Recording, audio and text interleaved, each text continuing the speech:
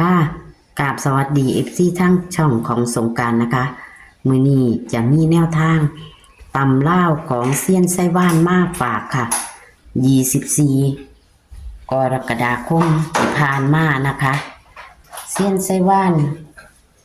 กะหลุดค่ะพี่น้องแต่ว่ากะบ่หลุดเลยไปทางอุบลค่ะยังไปทางอุบลอยู่ก็ขอคนละแค่นะคะให้กับเซียนไส้ว่านและช่องของสงกรานต์นะคะเป็นกำลังแรงใจให้เพิ่นเด้อค่ะพี่น้องอย่าถิ่มอย่าป่านะคะวันที่24ตำล่าวที่ผ่านมาวิ่ง7แต่กะบ่เข้านะคะให้83ค่ะพี่น้องไปออก38ทางอุบลนะคะเลขออก382561เนาะทางอุบลเพิ่นเอาเป็นลางเด้อค่ะเพิ่นซื้อ3883มันจะเป็นลางทางอุบลนะคะเอาระบุว่าซื้อลางง่ายค่ะพี่น้องเลขเพิ่นฮอดบ่หลายหางค่ะก็เลยบ่อยากให้ทิ่มให้ปาเพิ่นนะคะเลขมี4หางหนึ่งค่ะพี่น้องเลข3ตัวหางเดียวหนึ่งเอาวันที่27กรกฎาคมวันจันทร์นี้ตำล่าวเซียนไส้ว่านจะเป็นตัวใดเฮาไปรับชมรับฟังกันได้เลยค่ะสวัสดีค่ะมาตำล่าวค่ะอังเจ้ามันก็ไปทางอุบลค่ะ8338ไปทางอุบลเลยพี่น้องทางอุบลบ่ผิดหวังเด้อค่ะซื้อว่าหลายตัวอีกต่างหากเลขมักที่ว่ามันหน่อยตัวนี่ล่ะของเจ้านี่ถือว่าฮะจำว่าถือว่าถือกับ3เนาะเอาแบบนี้ล่ะฟันแบบดิดขาดไปเลย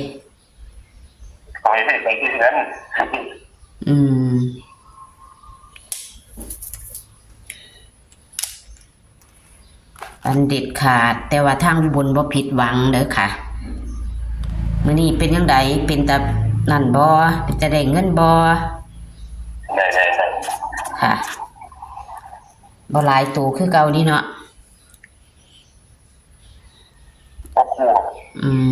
6คู่ก็บ่หลายค่ะวิ่งค่ะเอาเลยวิ่ง6บ่เสียงเป็นขาดถ้าได้บุกฮะวิ่ง6ตัวเดียววิ่ง6จับคู่60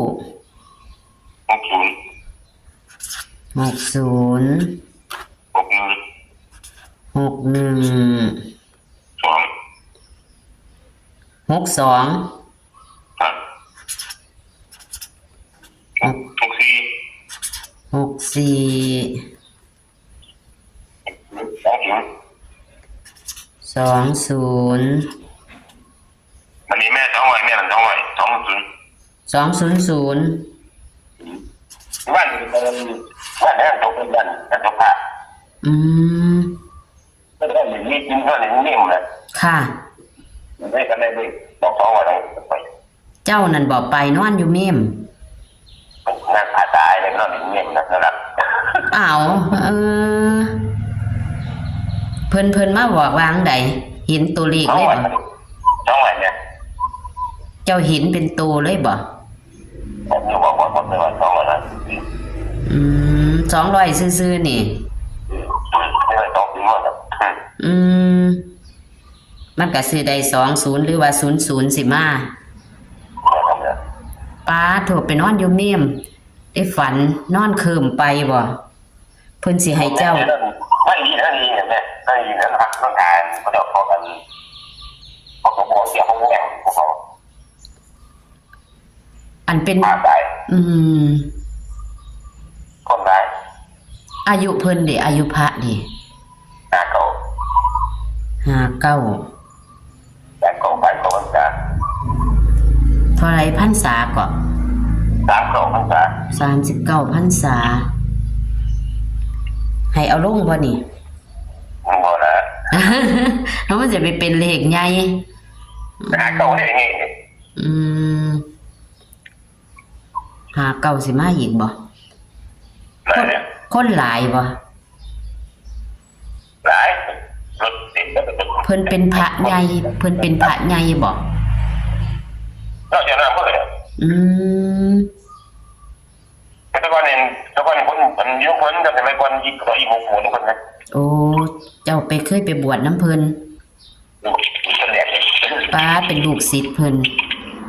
ป้าดให้เขาเด้อปู่เอ้ยคันว่าจังสันเพิ่นมาบอกเจ้าหลาคันวาจั่งสันไปนอนจังไดจังสิไปนอนหลับเนาะแสดงว่าเพิ่นอยากให้โชคเจ้า ก็ท่านรู้เขาโดนทุกคนเลยเขาโดนให้พ่ออย่างนี้กันนะครับ อืม ตายกันได้ก็ต้องตายกันได้ สาธุนำค่ะ ขอให้มา แต่ขันบ่มามื้อนี้ก็ให้ตามมื้อรุ่นเนาะตัวนี้ สบายแล้ว แม่นอยู่ดิก็บางเทียขันบ่มาตรงมือก็จะไปย้อนหลังที่นี่ เป็นเลขความฝันเนาะ ไม่เอานี่มันต้องเป็นแบบคงเลย 2060 ต้องเป็นคงเป็น ค่ะ2060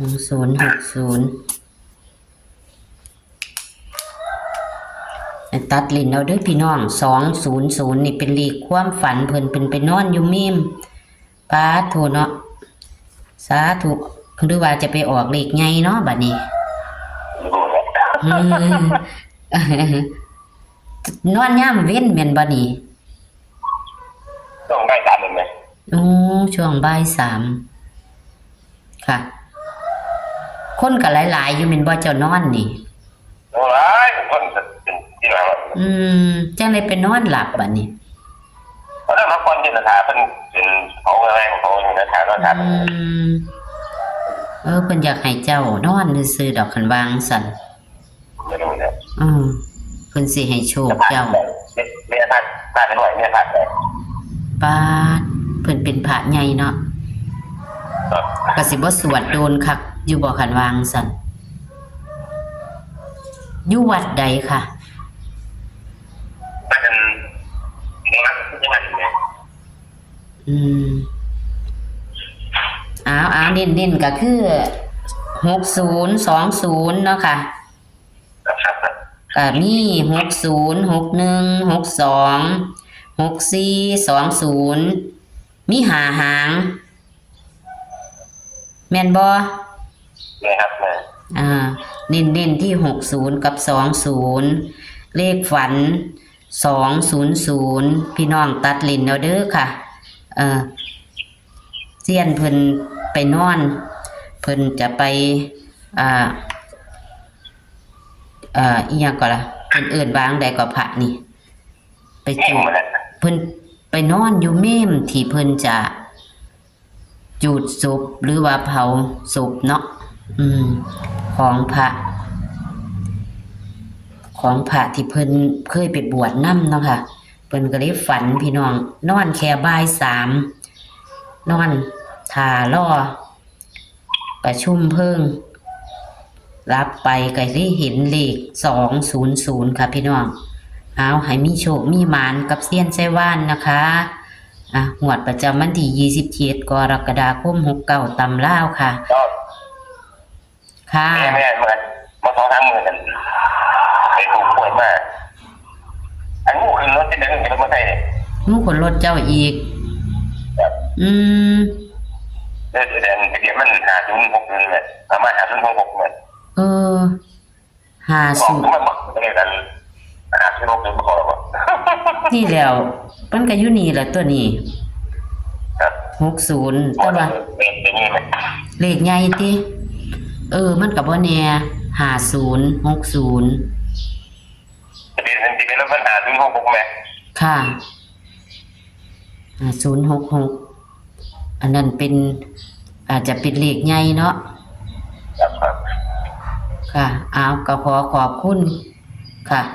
ขอบคุณเซียนที่ให้แนวทางนะคะ พี่น้องฟังเอาเด้อค่ะอ่ะขอสวัสดีค่ะ ครับ เป็นแนวทางไปรัฐบาลไทยเด้อพี่น้องเลขรถเพิ่นมู่ขึ้นรถ605060506066แต่ว่าอันนี้เพิ่นก็มีแล้ว60เนาะเลขตำราเพิ่นก็มีแล้ว60แล้วก็เพิ่นก็มีเพิ่นไปฝันนะพี่น้องเพิ่นไปจุดศพพระผู้ใหญ่ที่เพิ่นเคยไปบวชนำนะพระอาจารย์เจ้าอาวาสนะคะ ไปนอนถ่าล่อเพิ่นจุดศพล่อเพิ่นประชุมเพิ่งศพอยู่ก็เลยนี่ล่ะค่ะ ไปฝันเห็นเลข200พี่น้องแนวทางวันที่24นะคะ ไปเข้าทางอุบลค่ะพี่น้อง83อันนี้คือมื้อนี้ค่ะ มีเลขความฝันมาฝากน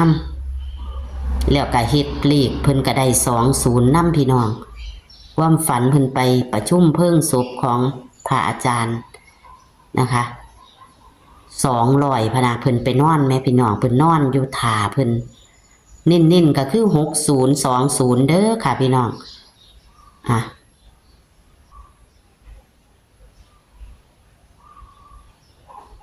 เลข200คือความฝันเพิ่นเด้อค่ะพระอาจารย์หรือว่าหลวงปู่มาให้เนาะเพิ่นให้เพิ่นนอนคนหลายๆเพิ่นนอนหลับแล้วว่าสั่นพี่น้องเอาให้โชคมันๆกับตำล่าวของเซียนใจว่านนะคะมื้อนี้จะยาวจักหน่อยเพิ่นมีความฝันนำเด้อพี่น้อง